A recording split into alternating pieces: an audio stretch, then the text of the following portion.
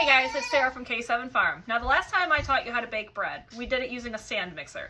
And while those are awesome and very helpful and they will save you lots of time, they are not something every household has. I started off baking bread using my hands. And so today I just wanted to show you guys how to knead bread by hand so that you can make bread anywhere, even if you don't have a stand mixer. So let's get started. All right, so first things first, I'm gonna add my yeast. And because I'm making a double of a traditional batch of bread, I'm just going to use 4 tablespoons.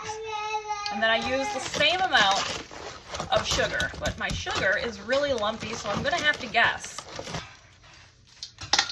Lumpy sugar is not a big deal, because as soon as it touches the warm water, it's going to dissolve. And if you put too much sugar in, I mean, it's not going to ruin your loaf by any means. So if you put a little more than the same amount, it's not going to matter. All right, so equal parts yeast and sugar. Now we're going to add our warm water. Always put your finger in it. Just make sure it's warm. Pour it in there. Remember, if your water is too hot or too cold, it's going to affect how the yeast works. Give it a little stir if you wish. So just a quick word on yeast as we're waiting for this to proof. I like to store mine in a mason jar. And like I had mentioned in my bread baking video, I made a challenge to myself to bake all of our bread products. Now I'm feeding a small army, so we bake a lot of bread to begin with. Now if you add in all of our burger and our hot dog buns, our pita bread, our tortillas, all the baked bread goods that you would typically buy, we are baking. So I go through a lot of yeast, and I buy I think it's a 2-pound brick at Gordon Food Service. I also bought some in bulk at Sam's Club. You might be able to find yeast at the Amish stores if you're looking for something in bulk. Otherwise, buying it by like the little envelopes or little jars gets really expensive pretty quickly. But I store what I'm going to use in a reasonable amount of time in a quart jar, and then anything else from the 2-pound block I store in my freezer. The yeast in the quart jar stays in the refrigerator, and I pull the other stuff from the freezer out once I have used this. Yeast does have a lifespan. If you keep it out on the counter, it's going to become inactive quite quickly. Keeping it in the fridge extends its life considerably, and then it can last indefinitely if you store it in the freezer. And if you don't bake bread often, you can store everything in the freezer and just pull out what you need. It's in kind of like a powdery form. I don't know if you can tell that. But they're just really small granules, and they don't freeze in a clump. So if you were to freeze this quart jar, it's not going to be something you've got to pry apart or chisel at to get loose. You could just open the jar, pull out the frozen yeast, pour it in your baking goods, and be good. Okay, so we're about ready for our next step, and this is where we add the flour. It is important that I mention that you should not let your yeast overproof, because that is going to affect your final loaf. Okay, flour was added. Now we're adding salt. Now we're going to be putting 4 teaspoons of salt. So if you remember, 3 teaspoons equals 1 tablespoon. So I'm doing 1 tablespoon plus a teaspoon, and that gives us our 4 teaspoons. Now I'm going to add the coconut oil. This has been melted.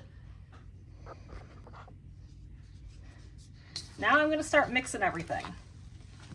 Once this is combined, I'll start adding more flour, and we'll start to form a shaggy dough. And once the ball of dough can kind of hold its shape, I am going to be rolling it out on the table and show you guys how to hand knead. So I'm going to make the rest of this part fast motion, so I'm not making a forever long video.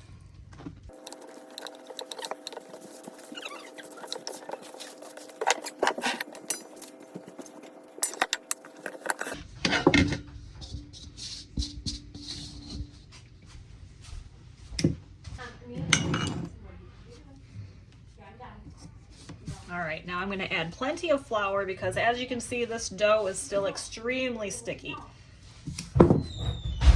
Once it starts becoming less sticky and more kind of tacky, then you start adding real small amounts of flour at once.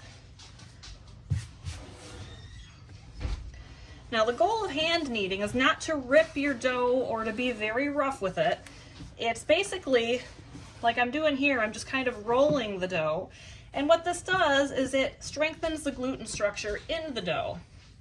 So the yeast is continually working, and as the yeast is working, that's what's creating the air bubbles in the dough.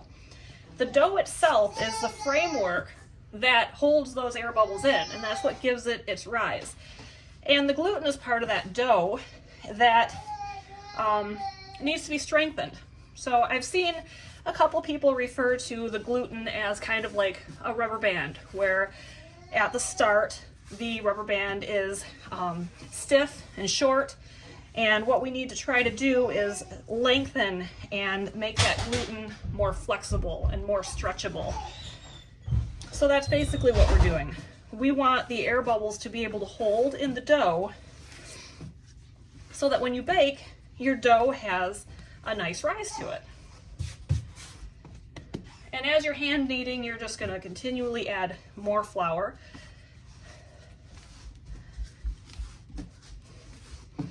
And once you get a nice ball of dough, you're going to knead until it's done. And I showed you the tests that I like to use, the window pane test, where you stretch a ball of dough, and you want to stretch it until it gets really thin and you can see daylight, maybe even shapes behind it. And if you can do that and it doesn't rip, then your gluten is well developed. And if your ball of dough is smooth and elastic, then that's another sign it's ready to go. Hold on, buddy. And if you rip the dough, if you hold the dough, you see how this is ripping right away?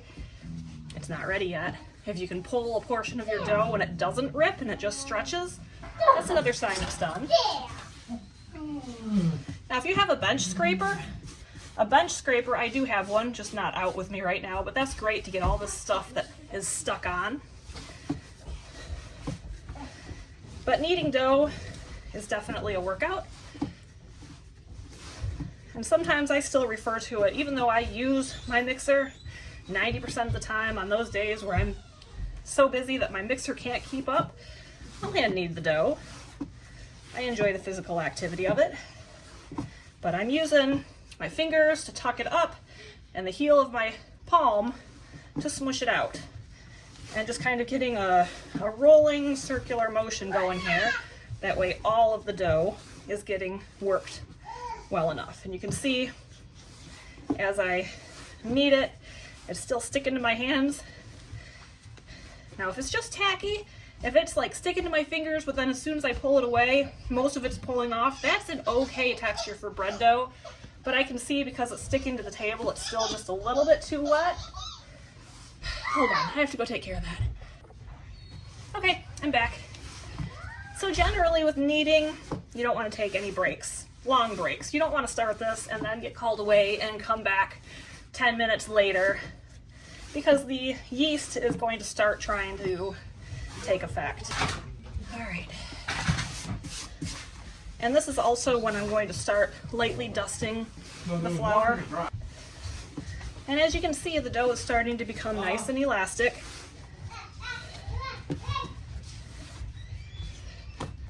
So I'm going to pull a portion of it. Oh, but it's starting to rip. I generally like to do several of the readiness tests to make sure that I have a nice loaf of dough. Now sometimes I'll see people kneading it, you know, ripping it out and ripping it back, folding it back on itself and ripping it out. You don't want to rip the dough. It's okay to work fast and it's okay to knead hard, but you don't want to mistreat your dough because you are strengthening gluten. Kind of exercising the dough, if you will.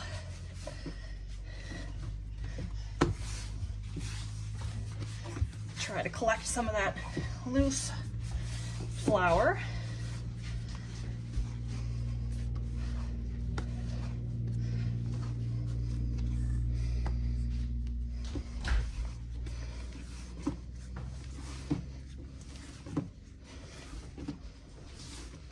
And all in all, this takes about 8 to 10 minutes. So now that I've discussed with you all the important stuff, I'm going to do this, I'll put this in fast motion so you don't have to sit here and suffer through every moment of kneading.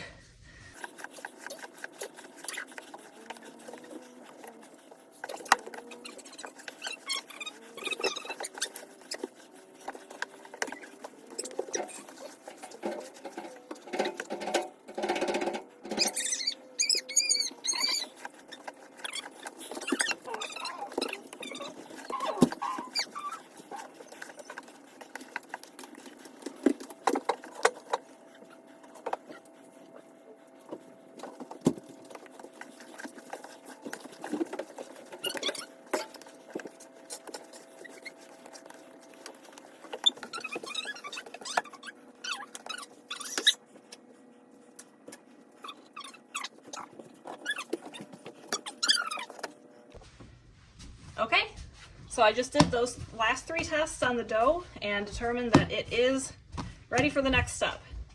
Now when you touch it, it's not sticking to my skin. It is a little sticky on the bottom, but it pulls up and it doesn't cling to the table, it clings to itself. So a little bit of tackiness is great. It's nice and flexible, it's smooth, it's elastic. So now all we're gonna do is continue working on that the same way that we did with the other bread. I'm gonna let this rise. It'll take probably half hour, 45 minutes until it is doubled. I'm gonna punch it down, although I don't condone violence, so I don't actually punch it down, I just smush it down. Divide it into the loaves that I'm going to be making, so I shape my loaves, let them rise again, half hour, 45 minutes or so, and then I bake. And I bake them until they're 190 degrees with a thermometer. But for my oven, just because I know my oven and its settings, it's 400 for 30 minutes. And if your oven is a true 400, that may be all you need also.